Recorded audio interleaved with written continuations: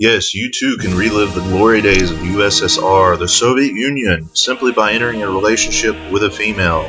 You can be told what to do, what to wear, how to have your hair cut, and live in constant fear of getting dragged off to the gulag for saying or doing the wrong thing, and having the entire might of the state coming crashing against you with no due process and no evidence whatsoever. Where there's thunder, there's lightning. This is John Nottam. Of course, I say this in jest, but when I started thinking about this recently, I began to see the correlation between some relationships I've had in the past and then just the overall feeling um, and atmosphere that most men seem to be experiencing in their relationships. And one relationship that I had not too long ago, I think really just did it in for me with women in general. I mean, it's to the point now where and I think it also helps being a slightly older, past the testosterone fueled 20s and all that. But I mean, now when I look at an attractive woman, all I see is trouble and heartache and anguish and a nuisance, really. And none of this embodied more than in a relationship, a very short relationship I had with a woman who, I mean, there were so many red flags there. It was like being at the Kremlin. At first, this girl, we met off one of the illustrious dating sites, which I do not recommend any of them at all. They're just filled with the wretched refuse. So just don't even go there with that. It first kind of became apparent. The first salvo, I guess, if you will, was fired when she told me she had gotten engaged to a guy she knew only for a month. I mean, that right there, I realized, yes, I was stupid for progressing beyond just that statement there. But it didn't come to my attention until later that there were all these other issues this person had. And one of them, they had spent 3 days in a psychiatric ward, and they couldn't understand. It was almost as if it was just mistaken that they were there. They couldn't quite grasp that. The other red flag was she had been in a relationship with a guy for 7 years who just abused her in every way, shape, and form, and yet continued to stay with the guy and never filed a police report or anything. The next red flag was just her constant insistence of not using any protection, which, thankfully I was not stupid enough to go that route. But that did seem a cause for concern. But I think what really did it was just in trying to have any sort of dialogue with her whatsoever. I mean, this person literally cried at the drop of a hat. I think they could go to McDonald's and they would get her order wrong, and she probably would have just started bawling. Like, this person had no sense of how to deal with anything. They were just so emotionally and psychologically weak in that respect. And I just remember having a conversation with this person. We weren't even talking about anything particularly controversial or groundbreaking. I mean, it was sort of a theological discussion we had. That was the other thing. She had billed herself as this church girl, so I thought, well, they might be halfway decent. At least they, might have some morals. And come to find out, she had not really been going to church, and the whole point she, was going to church before was because of a guy she was dating. So I don't have any idea why this theological conversation upset her so, but it was to the point. I mean, it was through text, and it was to the point where she said herself, I'm going to have to walk away from the phone. And again, it was just sort of a disagreement on the Trinity and some of the historical background on that. Later on, she called, or I called, just to see what the deal was, And another point is, this girl kept flaking on hanging out because she kept basically just getting mad, and it was one of these points where you pretty much were just walking on eggshells. I mean, if you didn't say something, you were in the wrong. If you did say something, it was the wrong thing. It was just constantly, this kind of thing going on. Thankfully, this situation didn't go on for very long. It was more of a, from my end, trying to figure out how do I end this thing without, ending up, Jodi Arias, or, maybe getting falsely accused of something. So the phone conversation, what I basically figured out from this person, which is something that I've seen from a lot of women in general, is the emotional manipulation. They think because they're offended by something, should, it's something that no sane person should be offended by. I mean, somebody should be able to have an opinion, and if it's not a particularly controversial thing, I don't see why anybody should be offended by it.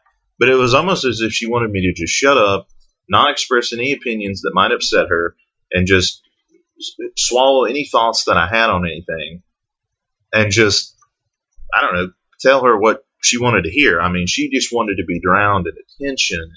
And she told me, I'd rather you just say everything's going to be okay, and this, that, and the other. And it just quickly became apparent to me that this person was a succubus, in the sense that they just wanted all this emotional support and attention, but I can tell you right now, was not going to be willing, when the chips were down for me, or the chips were down for whoever it was she was with, to do the same thing.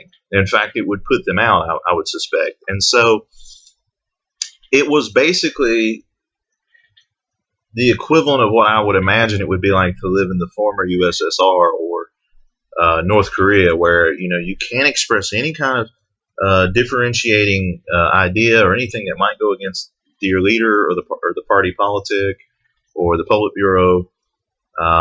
That you just had to toe the party line and enjoy it, and your reward for enjoying it was getting to, I guess, not get sent to the gulag or be executed on the spot. And so, in the course of having this conversation, you couldn't have a discourse with this person because they kept just wanting to burst out into tears. And I guess they were used to people, when this happened, I guess they were used to dealing with people that just succumb to the emotion and the emotional manipulation that was. And when I didn't do it, I think it just made him even more angry.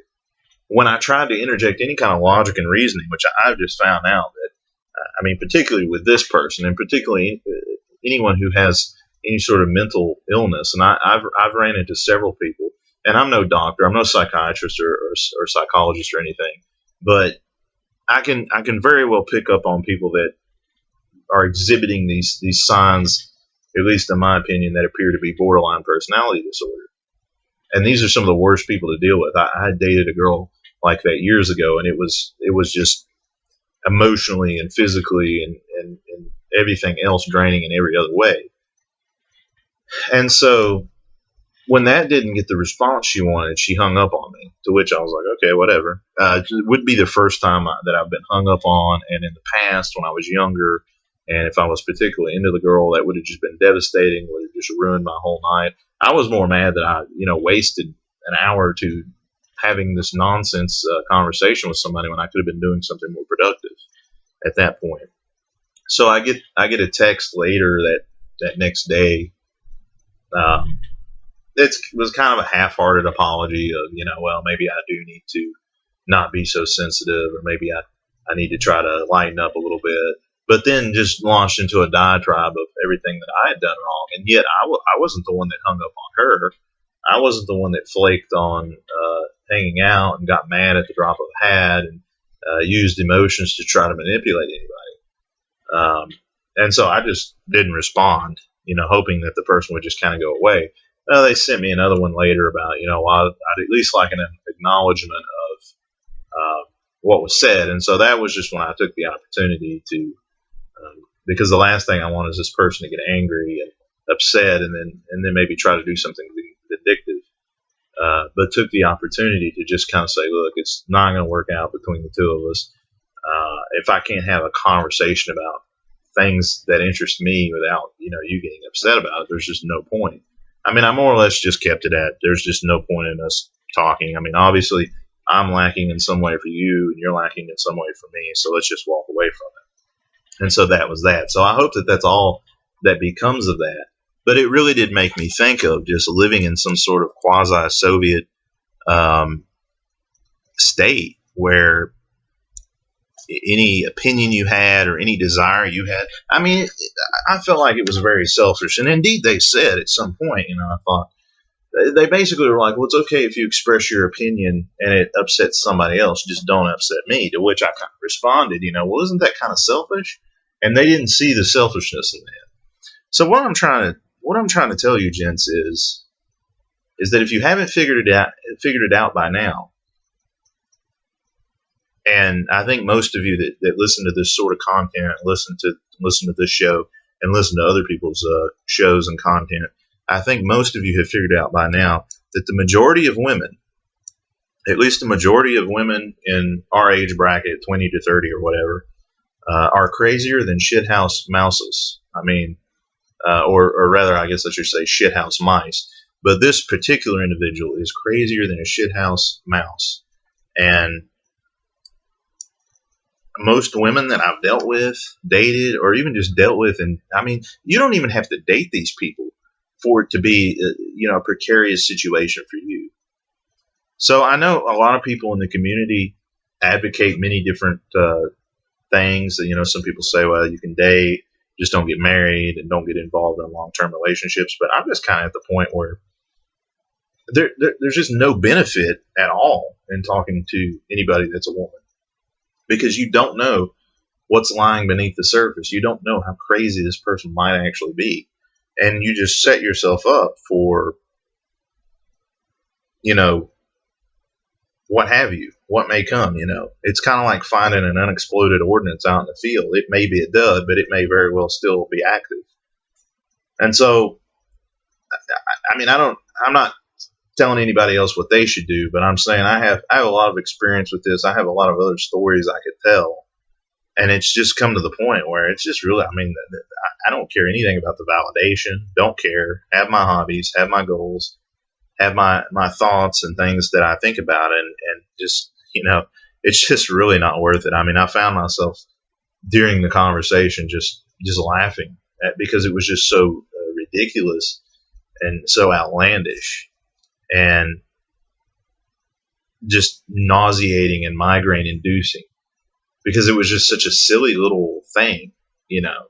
It was something that shouldn't have upset anybody and wouldn't have upset the normal person. I've had so many conversations with men that have been very controversial, and there's been a lot of disagreements, but the difference is in the discourse, we can have a debate, we can have a dialogue about something. And whether the person agrees with me or whether I agree with them or we disagree, we can always walk away having thanked each other for the good the good conversation and the good debate, because you never really learn that much about your own position and how much you really cling to a thought or an idea until you debate it with somebody else, and you either walk away with it more convicted of what you thought, or maybe you change your position. And that's the thing, is that I think most men are willing to take new information and use their logic and reasoning, and they will shift on a position or evolve on a position when they're shown another way of looking at it, or they get new information. Whereas I just think women are just, basically it all comes down to just them. They don't care what is true. They don't care what is right. They don't care what is reasonable. All they care about is how it makes them feel and whether or not it helps them out or gives them an advantage in any way, shape, or form. So I want you guys to think about that when you get on these websites, dating sites, or you meet the local barista down there at, Star Bizzle or whatever. And in the back of your mind, just don't let it cloud your judgment. And I can assure you that the older you get and the more you deal with these things experience-wise and your physiology changes, you'll be able to deal with it a lot easier than, say, you were when you were younger. But keep those things in mind. Always keep your wits about you. Always don't. I think it's bad to give anybody the benefit of the doubt, and especially women, because I don't think that they're probably giving you the benefit of the doubt. And they'll turn on you in a minute. The minute that you no longer serve a purpose, and the minute they no longer get the feels, who knows? It could end up bad. It could end up nothing. Maybe nothing comes of it. But this has been the Days of Thunder with John Nana. Remember, be your own disciple, and you are free to do as you're told. Until next time, peace.